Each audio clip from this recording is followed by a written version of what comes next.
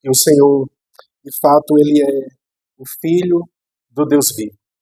E falando no Filho do Deus vivo, eu gostaria que vocês abrissem em Marcos, no capítulo 1, como o pastor Carlos bem falou, nós vamos iniciar nossa série de sermões baseada totalmente agora no Evangelho de Marcos. Essa série é intitulada O Rei Servo, porque de fato nós temos um rei que tem uma dupla identidade, uma dupla natureza. E ele é rei e servo, porque ele é divino e humano. E nós vamos estar meditando nesse livro como um todo, e para isso eu gostaria que vocês lessem juntamente comigo o verso de número 1. Marcos, capítulo 1, e o verso de número 1. A minha versão é a ARA, eu vou ler juntamente com os amados irmãos. Amém? No 3? 1, 2, 3. Princípio do Evangelho de Jesus Cristo, Filho de Deus. Amém. Vamos orar ao Senhor? Curve sua fronte. Senhor, nós te louvamos, te damos graças, Senhor, porque estamos reunidos com o teu povo, no ajuntamento solene, onde nós prestamos o nosso serviço àquele que nos serve e que nos serviu na cruz. Ó Deus, que essa noite, pela tua misericórdia e bondade, o Senhor fale conosco por meio desse texto, Senhor. Anuncia, ó Deus, esse evangelho ao coração dos amados irmãos.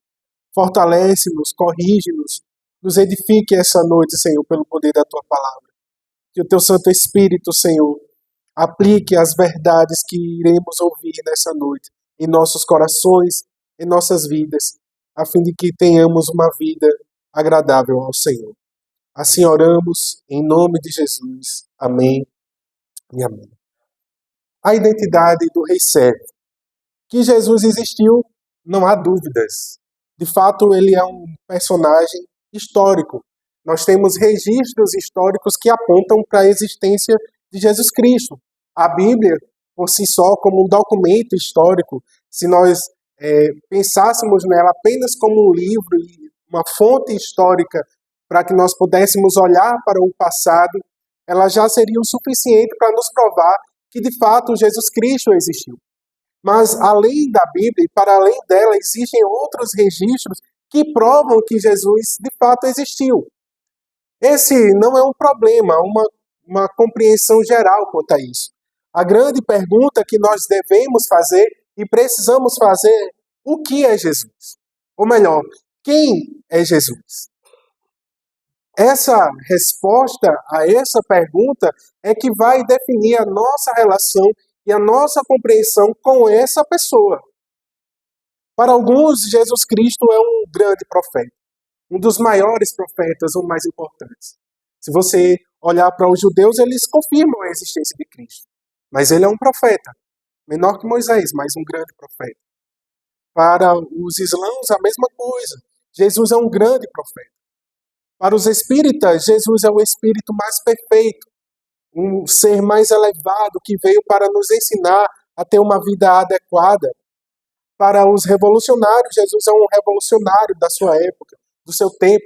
Para os filósofos, ele é um grande mestre. E quem discordaria dessas coisas? É bem verdade, Jesus é de fato o profeta enviado por Deus. De fato, ele é elevado e perfeito. De fato, ele subverteu a ordem do seu tempo, trazendo uma mensagem ajustada ao que é de fato a palavra de Deus, eliminando e corrigindo a interpretação que era dada pelos judeus no seu tempo. De fato, Jesus é um grande mestre. Veja, essas coisas não estão erradas em si mesmas. O problema é o que elas não dizem acerca de Jesus. O que eles não reconhecem é a sua natureza divina, que de fato Jesus é Deus. E eu gostaria de perguntar a você essa noite: quem é Jesus para você? Qual a relação que você tem estabelecido com esse Senhor? Eu gostaria de contar a história de Émile Calais. Émile Calais era um francês. Ele era um professor da Universidade de Cambridge e ele era agnóstico. Era professor de filosofia e durante a Primeira Guerra Mundial ele, como outros homens do seu tempo, foram convocados para servirem ao exército da sua nação. Ele, de fato, foi à guerra. E conheceu o terror da guerra. O problema é que, ao estar na guerra, ele começa a questionar o seu conhecimento, a sua filosofia, aquilo que ele conhecia, a sua visão de mundo. Sobretudo quando, em determinado momento da guerra, um dos seus companheiros morre nos seus braços, atingido por um tiro, e morre chamando pela mãe, querendo o conforto da casa. Com a lembrança e a memória ainda da sua mãe, ele nesse período aqui ainda era jovem. E o que assolou Émile Caillé naquele dia foi que ele não havia em sua boca, em seu conhecimento, em sua filosofia, palavras que pudessem trazer conforto àquele jovem que padecia no seu braço. E ao descrever o terror da guerra e a contemplar todas aquelas coisas, ele não encontrava conforto e consolo, e ele questionou a si mesmo e passou a questionar a humanidade e qual era o sentido de tanta filosofia, de tanto conhecimento, se ali homens se matavam. Ele também é atingido por um tiro. Ele vai ficar hospitalizado. E lá no hospital ele retoma as suas leituras, porque ele fica incapacitado de voltar à guerra, e retoma mais uma vez os seus livros de filosofia, os seus conhecimentos. Só que aqueles livros já não faziam mais sentido para ele. Apenas alguns trechos, e aí ele teve uma brilhante ideia. Eu vou pegar os recortes de cada texto, uma espécie de citação de cada livro, e vou juntar apenas as coisas que fazem sentido para mim. Depois que a guerra acabar, eu vou publicar um livro. Um livro que de fato faça sentido à humanidade. Um livro que descreva quem é a humanidade. Um livro que fale e revele quem somos. De fato, um livro que possa me ler. E não apenas eu ler esse livro. Quando a guerra acaba, ele retorna às suas atividades na universidade. Ele tenta publicar o livro. E quando ele retoma as suas leituras mais uma vez, tudo aquilo que ele escreveu, tudo aquilo que ele citou, nada mais fazia sentido. Ele já não era mais o mesmo, ele já não era mais aquele jovem, ele já não era aquele jovem que tinha sonhos, anseios, ele tinha passado pelo horror da guerra. Aquelas citações traziam sofrimento ao seu coração, porque revelavam coisas do seu passado, do seu sofrimento, e que agora ele já não conseguia resolver. E uma certa tarde ele estava em sua casa, escrevendo suas aulas, e a sua esposa se aproxima, juntamente com seu bebê ainda de colo, e entrega a ele uma Bíblia. Ele sabia o que era uma Bíblia. Ele já havia lido a Bíblia diversas vezes, já havia lido outros comentaristas, filósofos falando sobre a Bíblia, mas ele não tinha uma pessoalidade com a Bíblia. Ele recebe aquela Bíblia da sua esposa e naquela noite ele começa a ler os evangelhos. E naquela leitura que era inicialmente desproposital, passou a fazer sentido e ele passou a se identificar com essa personagem. A personagem central das Escrituras. Aquele que dá sentido à existência. Aquele que dá sentido à nossa vida. E a vida de Caillé passou a fazer sentido para ele. Porque ele começou a se enxergar nas histórias. Os seus pecados eram os mesmos pecados dessas pessoas. As suas dificuldades, os seus anseios eram os mesmos. E somente Cristo é que de fato poderia compreendê-lo. E ele passou a ter um encontro com Cristo. Aquela leitura que começou por um homem incrédulo, naquela noite, ele encerra a leitura como um crente. Meus amados irmãos, nós vamos iniciar essa jornada no livro de Marcos. E é importante que a gente traga algumas elucidações. Em primeiro lugar, é que quem escreveu esse evangelho, obviamente, foi Marcos. Mas quem era Marcos? Marcos não era um dos apóstolos. No entanto, Marcos esteve com os apóstolos. O livro de Atos traz o registro de quem é Marcos. Era chamado de João Marcos. João, o seu nome judeu. Marcos, o seu nome romano. E ele, meus amados irmãos, cresceu num lar cristão. A sua infância, a sua mãe, Maria, recebia os cultos da igreja primitiva naqueles dias. Marcos aqui era um jovem. E, meus amados e queridos irmãos, ele passa a acompanhar os apóstolos. ele vai ser o secretário de Pedro, o apóstolo Pedro. Depois ele vai na primeira viagem missionária com Paulo, de forma que no meio do caminho ele retorna, não fica claro para a gente quais as razões, mas a gente sabe que Paulo ficou com raiva. Isso vai ser um motivo de divisão entre Paulo e Barnabé. Barnabé era primo de Marcos. E na segunda viagem missionária de Paulo, Barnabé queria levar Marcos com ele, mas Paulo não deixou. Ele voltou da outra vez, ele nos abandonou, para que a gente vai levar esse camarada? Isso foi uma contenda tão grande entre Paulo e Barnabé, que Barnabé foi para um lado, Paulo pegou Silas e foram para outro lado. O interessante é que mais tarde na história nós vamos ver que eles se reconciliaram. Não fica claro para a gente em que momento isso acontece, mas lá na segunda carta de Timóteo, que Paulo escreve a Timóteo, ele pede para que João Marcos vá para Roma encontrar com Paulo, porque ele é útil à pregação do Evangelho. Marcos é o primeiro evangelho a ser escrito e ele vai servir de base para Mateus e Lucas, de forma que 100% do livro de Marcos é repetido nesses dois evangelhos. Quase 100% no evangelho de Mateus e quase 100% no evangelho de Lucas. Ele vai ser um evangelho importante. Agora, de onde Marcos tira essa narrativa? Provavelmente do apóstolo Pedro. Se vocês observarem no decorrer da leitura e das exposições, vocês vão ver que o apóstolo Pedro está em quase todas as cenas, como um personagem ocular que viu tudo e é testemunha de tudo.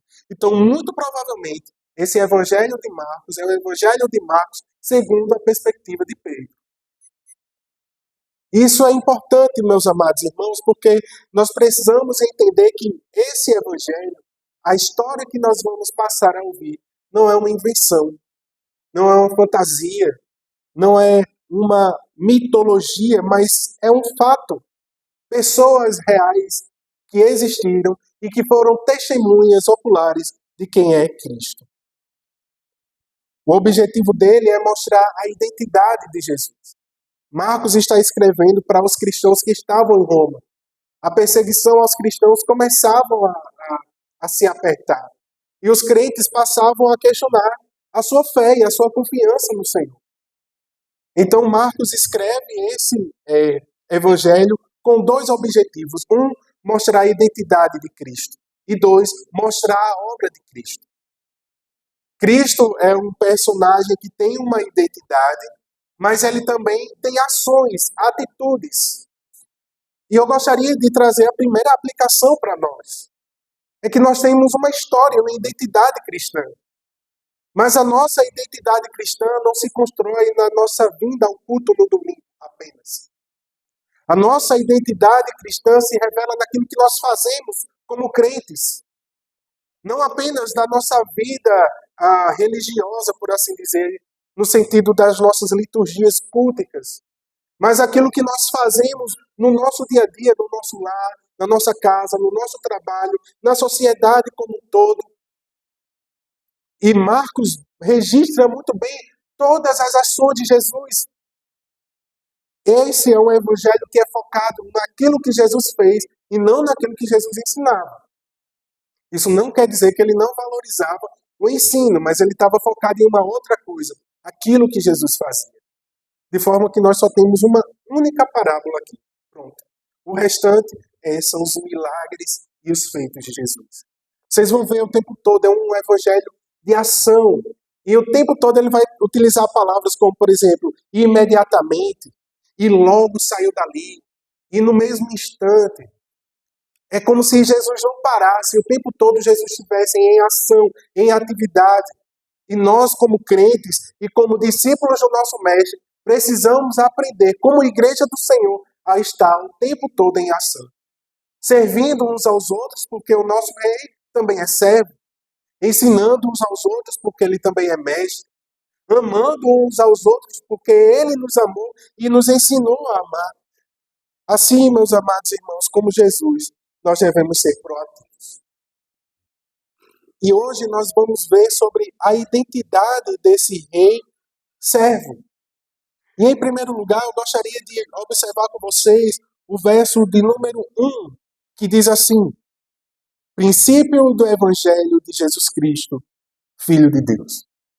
Marcos não perde tempo, ele não vai arrodear, ele não vai trazer genealogias, ele não vai trazer histórias sobre a infância de Jesus, mas ele já começa com uma verdade muito forte. Jesus é o Cristo, o Filho de Deus. É o evangelho deste Cristo, e essa palavra Cristo é importante, porque significa ungido de Deus, o prometido. Assim, meus amados irmãos, Marcos traz como testemunha as promessas do Antigo Testamento e as profecias acerca de Cristo. E que ele é um cumprimento daquilo que o Senhor, o nosso Deus, havia prometido. O ungido era aquele que era separado para um fim. Era quando se ungia alguém, vocês lembram, por exemplo, da história de Davi, que foi ungido rei. Ou a história de Arão e seus filhos que foram ungidos como sacerdotes. Ou profetas que também eram ungidos para esses ofícios. E é por isso que nós falamos que Cristo tem esse tríplice ofício. Cristo é sacerdote, Cristo é rei, Cristo é profeta, porque ele é ungido do Senhor. Ele é prometido e separado para um fim. Então Marcos ele anuncia a existência de Jesus naqueles dias, mas ele já mostra que ele não é um personagem que surge do nada. Havia promessas e cumprimentos ao Senhor. E, meus amados irmãos, ele traz à tona aqui no verso de número 2, que diz assim: conforme está escrito na profecia de Isaías, eis aí, envio diante da tua face o meu mensageiro, o qual preparará o teu caminho. Vós o que clama no deserto, preparai o caminho do Senhor, endireitai as suas veredas. Em Malaquias 3:1 diz que eis que eu envio o meu mensageiro que preparará o caminho diante de mim. De repente virá o teu tempo, o Senhor, a quem vós buscais, o anjo da aliança, a quem vós desejais, eis que ele vem, diz o Senhor dos Exércitos. Ele é o prometido do Senhor. Malaquias aqui havia profetizado séculos antes desse cumprimento. E agora Cristo aparece, o enviado, o ungido do Senhor. Mas note que essa não é uma identidade única. Ele não é apenas o cumprimento de uma promessa, mas ele também é Filho de Deus. E essa afirmação é revolucionária. Porque ao dizer que Cristo é Filho de Deus, o que Marcos está dizendo, na verdade, é que ele tem uma identidade divina. Significa dizer que ele era um homem que estava sendo o cumprimento das promessas do Antigo Testamento, mas ele não era um homem comum. Ele tinha uma natureza divina porque ele era filho de Deus. E se vocês bem notarem, o F do filho está com F maiúsculo. Não é um filho comum. Ele é o Filho de Deus. O cumprimento daquilo que havia sido profetizado lá pelo salmista Davi, no Salmo de número 2. O Filho de Deus. Portanto, Jesus não é um homem comum. É o cumprimento de profecias. Ele é o próprio Deus, porque ele tem uma natureza divina. Ele é o rei servo que procede de Deus. Ele é o rei servo que tem uma natureza divina. E como nós já ouvimos hoje no momento de contrição, nós precisamos crer que ele é Deus. Porque se ele não é divino, se ele não é Deus, então, meus amados irmãos, a nossa fé é vã. Porque nós estamos adorando a um homem comum, como qualquer outro. Mas ele tem uma procedência divina e que, portanto, como Deus, ele tem autoridade e direito sobre minha vida e sobre a vida de vocês. Ele é Deus. E nós precisamos afirmar e crer nessa verdade. Porque se ele não for Deus, ele não pode ser o nosso Salvador. E se ele não é o teu Salvador, você está em pecado, você está em perdição, você está em condenação. Mas nós cremos nessa verdade. Nós cremos nessa afirmação de Marcos. Ele é o cumprimento da profecia, mas ele também é o Filho enviado. Ele é o Filho de Deus. Uma segunda verdade que nós podemos entender é que, além dele ser ungido do Senhor, ele tem uma procedência divina. E isso vai ficar claro ainda agora, a partir do verso de número 2. Nós já lemos, e eu vou pedir para que você acompanhe a leitura até o verso de número 11. conforme está escrito na profecia de Isaías. Eis aí, envio diante da tua face o meu mensageiro, o qual preparará o teu caminho.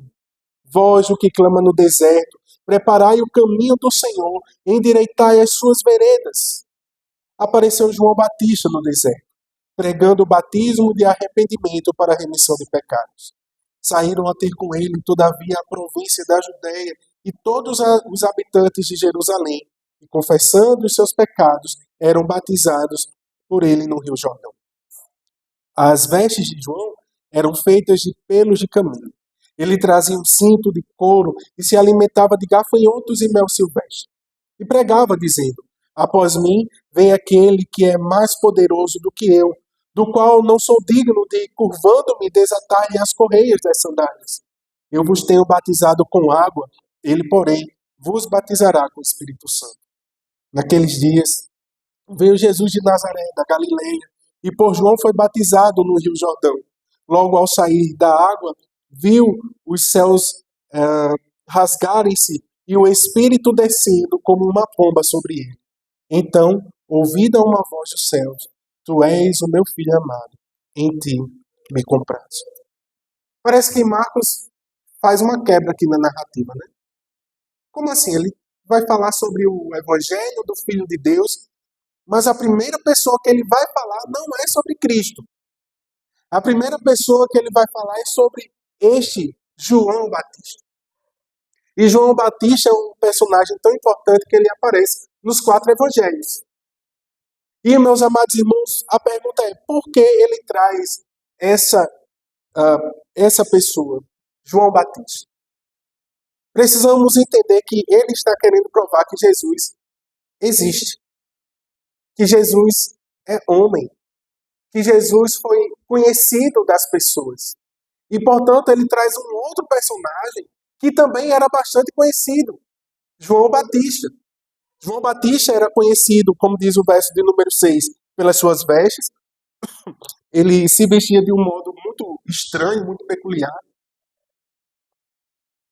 Ele também era conhecido devido à sua alimentação, à sua dieta, gafanhotos e mel silvestre. Mas ele era conhecido principalmente pela sua pregação. João Batista não tinha papas na língua. Em Mateus e Lucas fica registrado que ele chamava a multidão de raça de víboras. Se arrependam, raça de víbora. Está próximo o reino de Deus. Uma pregação dura nos seus dias. Mas porque ele também apregoava aquele que haveria de vir. Ele diz: e haverá de vir aquele que eu não sou digno de desatar-lhe nem mesmo as correias das suas sandálias. Eu vos batizo com água, mas ele vos batizará com o Espírito Santo e com fogo. João Batista era famoso porque ele denunciava o pecado do povo. Observe que ele apareceu, diz o verso 4, batizando no deserto, pregando o batismo de arrependimento para a remissão de pecados. Não sabemos o como ao certo, mas o fato é que nos 400 anos do período intertestamentário, né, como a gente chama, entre o Antigo Testamento e o Novo Testamento, os judeus adotaram como uma prática comum entre eles para a iniciação daqueles que eram gentios de outros povos e eram convertidos ao judaísmo. Uma forma de iniciação, o batismo, que marcava esse processo de conversão. E João Batista, ele fazia isso. Mas ele fazia de uma forma diferente. Ele batizava, mas somente aqueles que se arrependiam, que mostravam de fato o arrependimento dos seus pecados. E, meus amados irmãos, essa história é importante porque ele denunciava os pecados, para que se arrependessem.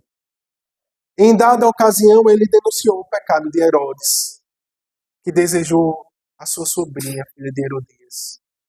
Porque ele também já tinha tomado a sua cunhada como sua esposa, que era a mulher do seu irmão. E João Batista denunciou esse pecado e foi colocado numa prisão, numa masmorra. E vocês lembram a circunstância da morte de João Batista? Herodias pede a cabeça dele numa bandeja e ele é decapitado porque ele denunciou o pecado. Ele era conhecido do seu tempo. E Marcos traz esse personagem e diz: olha, João Batista falava sobre ele. E mais do que isso, João Batista batizou o Cristo. E eu gostaria de observar com vocês a cena desse batismo. E tirar daqui mais uma evidência de que Cristo é o Filho de Deus. Diz o verso 9, naqueles dias veio Jesus de Nazaré da Galileia e por João foi batizado no Rio Jordão. Logo, ao sair da água, viu os céus rasgarem-se, o Espírito descendo como uma pomba sobre ele. Então, foi ouvida uma voz do céu: Tu és o meu Filho amado, em ti me compraste. Aqui fica claro para nós, meus amados irmãos, as três pessoas da Trindade, atuando nesse evento único e peculiar, o batismo de Cristo. De fato, Cristo não tinha pecados para confessar. João Batista sabia disso. Tanto é que em outros evangelhos vai ficar evidente que ele resiste a isso. Não vou batizar o Senhor. O que é isso? O Senhor é maior do que eu. Cumpria a necessidade de que Cristo fizesse e fosse batizado, porque o batismo de Cristo é exatamente o marco da sua unção, ou seja, ele está sendo ungido para executar os ofícios que ele veio fazer. Profeta, sacerdote e rei. Mas, meus amados irmãos, observe que as três pessoas da Trindade atuam aqui. Porque o Cristo, o Verbo de Deus encarnado, está presente.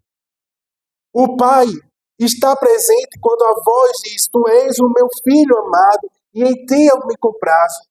E o Espírito Santo desce sobre ele em forma de pomba, a forma corpórea de uma pomba. Para a gente é muito tranquilo isso hoje. Ninguém questiona essa questão. O Espírito Santo não é uma pomba, né?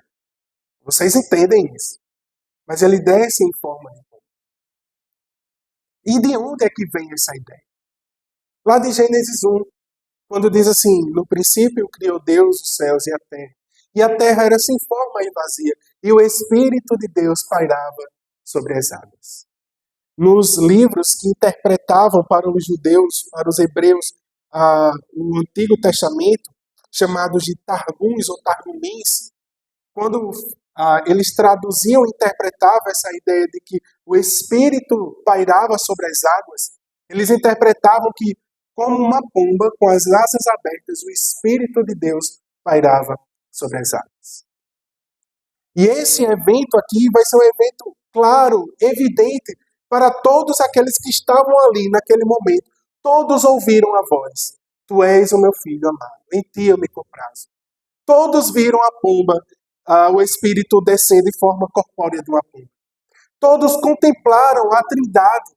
Todos ouviram, todos viram. E Cristo, portanto, só pode ser Deus. Lá em João, capítulo 1, verso 1, diz que no princípio era o Verbo, e o Verbo estava com Deus, e o Verbo era Deus. Cristo não é um homem comum, mas ele é o próprio Deus encarnado. Ele tem uma natureza divina, e é isso que Marcos está provando. Ele é um homem de carne e osso. Ele foi visto, ele andou com os homens, ele foi para uma cruz, mas ele ressuscitou, porque ele é Deus. E nós precisamos crer nessa verdade. Nós precisamos, meus amados irmãos, trazer essa verdade no nosso coração. E não nos afastarmos, não nos apartarmos dela. Porque ela é um fundamento, firme fundamento da nossa fé. Porque se nós não cremos que Cristo é Deus, se nós não entendemos que Ele é o Verbo encarnado, se nós não entendemos que Ele estava na criação, meus amados irmãos, então é vã a nossa fé. Nós estamos perdendo o nosso tempo. Mas nós precisamos crer e exercitar essas verdades. Ele é ungido do Senhor, o cumprimento da profecia. Ele é de origem divina, ele tem essa procedência. Mas veja, por último, eu quero trazer para vocês o terceiro ponto. Ele é o Rei Servo perfeito. Ele é perfeito. Acompanhe o verso de número 12 e o verso de número 13. Diz assim: E logo o Espírito o impeliu para o deserto, onde permaneceu 40 dias sendo tentado por Satanás. Estava com as feras, mas os anjos o serviam. Observe que aqui já aparece em primeiro lugar, né? e logo o Espírito o impeliu. Imediatamente. Não sei se a versão da NAA utiliza imediatamente, mas a ideia é que logo que Jesus foi ungido, batizado, o Espírito Santo já o levou para o deserto. Já o levou para ser tentado. Em Mateus e em Lucas fica mais clara como é essa tentação, há mais detalhes sobre isso, mas Marcos, ele traz uma construção muito interessante. Ele diz onde ele permaneceu 40 dias e 40 noites, sendo tentado por Satanás, estava com as feras. Já parou para pensar por que ele acrescenta isso? Estava com as feras. O Império Romano, vocês conhecem, sabem muito bem dessa história, utilizavam a prática de trazer para o Coliseu algumas feras não conhecidas da população naquele dia. Eles iam buscar em outras localidades animais selvagens, ferozes, para expor a população. Mas não bastava expor a população. Eles tinham que colocar os seus escravos, os perdedores das guerras, das batalhas, para lutarem com essas feras. E, obviamente, eles eram devorados por essas feras. E Marcos, como eu já falei, ele escreve para esse público de Roma. E eles sabiam muito bem o que era aquele espetáculo de ter pessoas lutando com animais ferozes e selvagens. Elas iriam perder. Elas iriam morrer. Aquelas que não morriam ficavam incapacitadas pelo resto da vida. Essa prática vai ser utilizada depois na perseguição aos cristãos. Ainda não nesse momento, mas mais tarde vai ser. Homens de Deus que foram jogados às feras, porque eles não negaram o nome de Cristo. E Marcos traz essa imagem aqui, para mostrar que a tentação de Cristo não foi uma tentação fácil. Talvez você utilize essa justificativa para cair nos seus pecados. É porque a tentação foi muito forte. É porque eu não resisti à tentação. Mas Marcos traz essa imagem para mostrar que, apesar da ferocidade das tentações, Cristo permaneceu sem pecado. Perfeito. E sendo tentado continuamente, e não entenda que as tentações de Cristo não foram apenas nesse momento aqui, nos 40 dias do deserto. Imaginem quantas outras vezes Cristo não foi tentado. Quantas, por exemplo, no relato de João, fica evidente quantas vezes a população tentou fazê-lo rei. Tentou fazer com que Cristo governasse aquela multidão, aquele povo. E a Bíblia diz que Jesus se retirava. Tantas outras oportunidades que foram apresentadas ao Senhor em tentação, mas ele resistiu a todas. Não é curioso também que Marcos tenha trazido já a figura da criação, o Pai, o Filho e o Espírito Santo, como estava na criação, a ideia da pomba que pairava sobre as águas. Mas agora ele faz algo muito interessante, ele mostra Cristo sendo tentado. Isso lembra vocês alguma história? Que assim como o Senhor, ao terminar a sua criação, e ao completar a criação, concluindo a coroa da sua criação, que é a humanidade, representados ali em Adão e Eva, são eles tentados também. Tentados não no deserto, não entre as feras, mas entre os jardins. No jardim do Éden. Entre a providência de Deus. A questão é que Adão peca e ele não resiste à tentação. Ele come do fruto do conhecimento do bem e do mal, encerrando toda a humanidade em pecado. Não é curioso que Marcos agora aponta Cristo também sofrendo uma tentação, mas não pecando?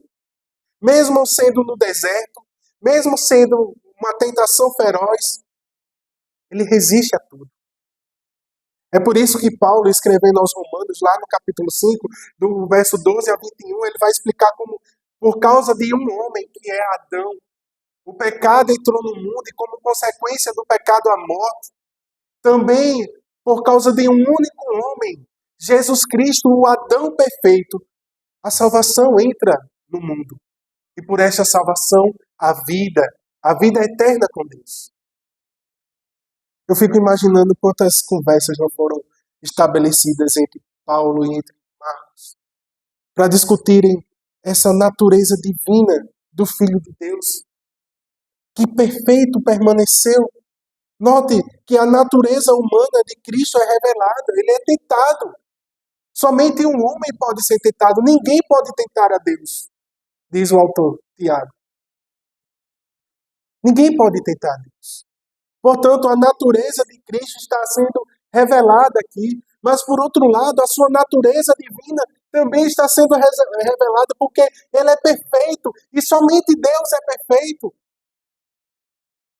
Imagine o nó que estava agora na cabeça daqueles romanos. Afinal, ele é homem ou ele é Deus? Ah, meus amados irmãos, onde nós precisamos chegar e cair para que nós nos voltemos para esse Jesus. Eu gostaria de trazer algumas aplicações. Quem é Jesus? Vocês ouviram até agora que ele é o cumprimento das profecias, ele é ungido, enviado do Senhor, que ele tem uma procedência divina e que ele é o rei servo perfeito. Características que nós podemos atribuir somente a Deus. Quem é Jesus para você? Quem é Jesus? Será que Jesus é só um homem comum, com uma capacidade intelectual mais elevada, que ensinou algumas coisas importantes, amar o próximo como a nós mesmos, a cultivar o amor e não o ódio, a termos uma vida sem ansiedades? Será que ele é apenas um profeta? Quem é Jesus para você? Será que o seu relacionamento com Cristo tem revelado aquilo que você pensa e crê sobre ele? Sim, ele existe. Ele não é uma invenção mitológica. Ele é homem e perfeitamente humano. Todas as células do seu corpo, todos os órgãos, todas as partes dele eram humano, de carne e osso, nascido de mulher. Sim, ele é divino, perfeitamente Deus. Toda a sua natureza divina era divina. Não existia parte dele que não era divina. Assim como não existia parte dele como era humano. Euripides, me explique, eu não sei. Mas nós temos as escrituras que nos apontam para essa verdade. Toda a história, meus amados irmãos, é sobre ele. No princípio, ele estava na criação. Hoje ele está conosco. No futuro ele estará também. Meus amados irmãos, toda a escritura é sobre ele. Tudo aponta para ele. Tudo revela o nosso Cristo.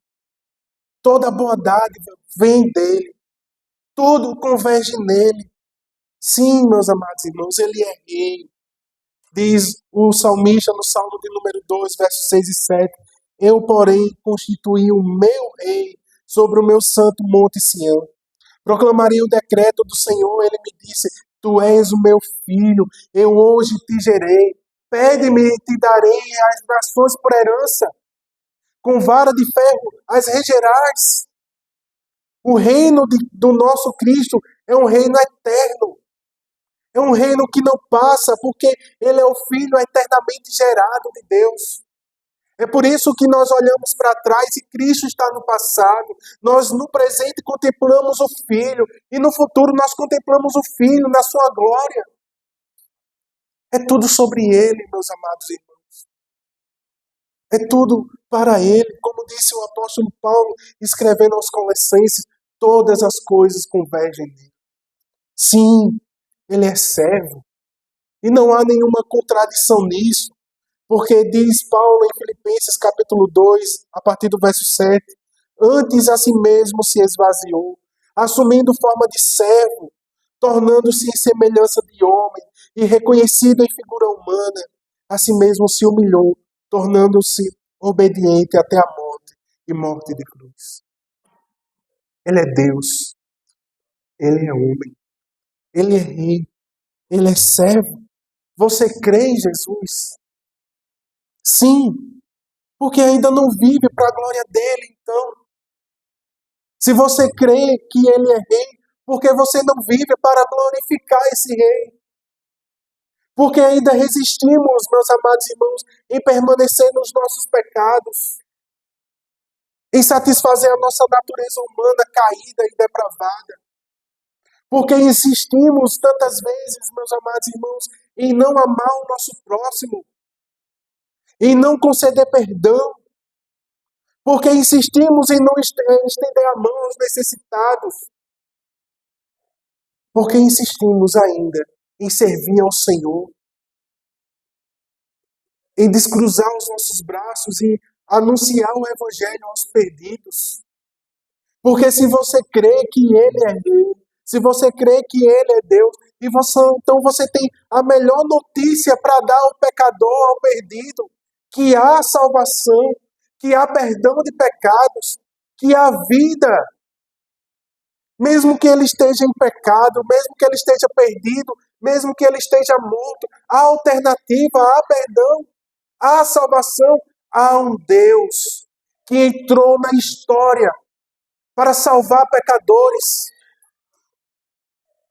para se fazer servo, para sofrer a nossa morte, para nos servir. Foi ele mesmo quem disse: o Filho do Homem não veio para ser servido, mas eu vim para servir. Se você ainda não acredita nesse Cristo, se você ainda não crê que Ele é o Filho de Deus, eu convido que você venha conhecer esse servo. Sim, Ele veio para servir a cada um de nós. Ele veio para me servir. Ele veio para servir a vocês. Como? Dando a sua vida. Pois Ele disse que veio dar a vida em favor de muitos. Sim, Ele veio dar a vida para nós, mortos em nossos delitos e pecados. Ele veio para nos dar uma vida. Não uma vida comum, mas uma vida eterna. É sobre este Rei divino que nós estaremos meditando nos próximos domingos. Não perca. Venha conhecer esse Cristo. Se você ainda não o conhece, venha conhecer. Se você já o conhece, venha conhecê-lo ainda mais. Ele tem coisas boas para